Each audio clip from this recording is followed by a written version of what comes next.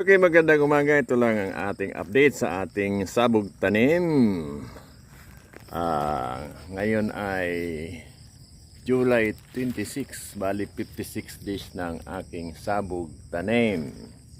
Okay, yung mga nagko-comments noon na kung tutubo ba talaga yon, awa ng Diyos, tumubo naman siya. Ito na. Sabi nila, dadamuhin. Hindi naman sa awa ng Diyos, nakontrol naman yung damo. Halos ang tumubo na damo ngayon, mga 5% ang hindi nakuha ng herbicide. Kaya ang ginagawa ko, binubunot ko yung mga natira. Parang ganito yon. Yan yung 30 days ko sa inisprihan. Yung mga ganyan, pag 30 days, hindi na talaga yan makukuha ng herbicide na pang post emergence. Double dose pa yan ginawa ko, pero talaga dapat late na. Dapat 10 to 15 days, kaya 12 days most effective para yung mga post emergence na herbicide. Okay, sa mga gustong malaman kung anong herbicide ginagamit ko, paki-message na lang. Sinasagot ko naman doon yung mga message. Punta ko doon sa may dulo doon. Yung mga damo doon sa dulo, merong mga kamuti. Inisprahan ko kahapon ng 2,4-D. Tingnan natin ngayon, follow up natin. Okay, so far ito ang ating sabog tanim. Binunutan ko na ito. Yan, halos 3 days na ako nagbunot dito ng mga natira. Siguro mga meron pa akong bubunutin doon ng mga damo. Siguro mga 1 week kong bubunutan. Mag-isa lang ako nagbubunot ng mga yan. Binubunot ko yan dito. Ay, nagkabuno na pala ako dito. Kalahating sako lang na urea ang kaya ko sinabog banda lang dito. Doon hindi pa ako nag-abono kasi pinapakiramdaman ko kasi post cropping ngayon, hindi pwedeng malago ang palay kasi pag ulan o September, pag dumadapa pag sobrang abono. Meron dito ang hindi tinamaan ng herbicide.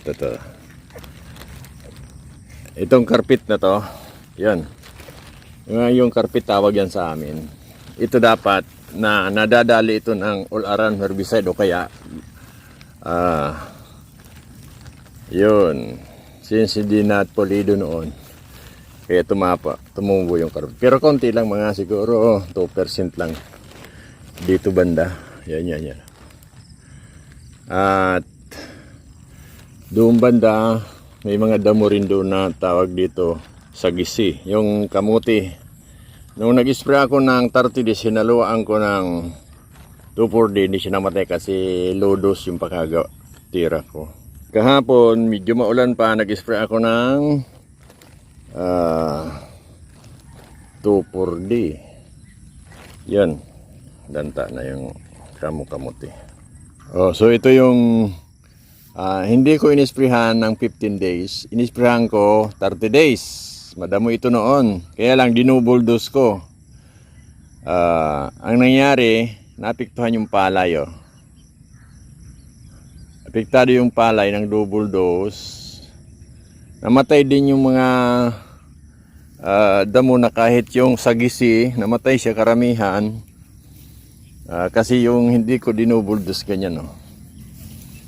Yun, sagisi na yan, yung parang tubo. Yan ang binubunot ko ngayon. Pero yun dito, namatay sila nung double dose. Pero to 1 month na yon. Pag 15 days o kaya 10 days, yung mga ganyan na damo, namamatay yan ng ini-spray ko. Yun. So, kaya mas maganda talaga 10 o 12 days the best. Sinakatubo na yun, kaya 10 days tirahin nyo ng post emergence na herbicide. patay sila. Basta tama yung paka-spray ninyo. So, ito yung hindi ko inisprehan ng 15 days o kaya 10 days kasi nalaktawan ito banda. Isprayan ko ito 30 days pero double dose na yung pinag-spray ko, pero yun, apektad, medyo hindi maganda yung dating sa palay pag double dose. At pag hindi mo naman natamaan sa unang dose, ganyan yun ang damo sa amin pag hindi yan natamaan ng pambuto. Yun, dapat yung mga ganyan na damo matamaan siya ng pambuto. So far, ito na yung resulta ng ating dry sabog tanim. Okay, sa gitna ng mga niyog ko, medyo malalaki na taos yung prutas. So habang nagpapalaki ng niyog at prutas, ilagyan ko ng palay para naman may pakinabang, kasi pag damo ang tumutubo dito, ang hirap. Okay, yung mga mahogani ko doon malalaki na. Plano ko punuin ko dyan ng mahogani someday para mayroon tayong forest dito. Yan lang po mga ka-farmers. Farmer ang tatay ko, paki-subscribe naman dyan, paki-share. Kaunting lambing. Wala na yung ulan sa amin dito. Tapos na. Pero makulimlim pa rin. Alas 7 na ng umaga. Kulimlim pa rin. Ito mga ka-farmers. Thank you sa paki-panonood. Thank you very much. God bless. Okay, good morning mga ka-farmers. Follow up tayo ngayon ng ating pag-spray ng ating sabog tanim. Okay, yun. Makita nyo yung damo na to. 1 month na hindi ko kasi inisprayan yun ng 15 days. Ganyan ang damo. 1 month na yan. Yun. Ngayon mag-spray ulit tayo ng for 30 days.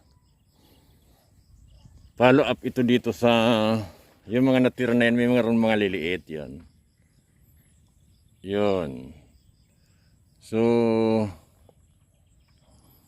ngayon papakita ko sa inyo yung epekto nung hindi na isprehan. Okay, yan.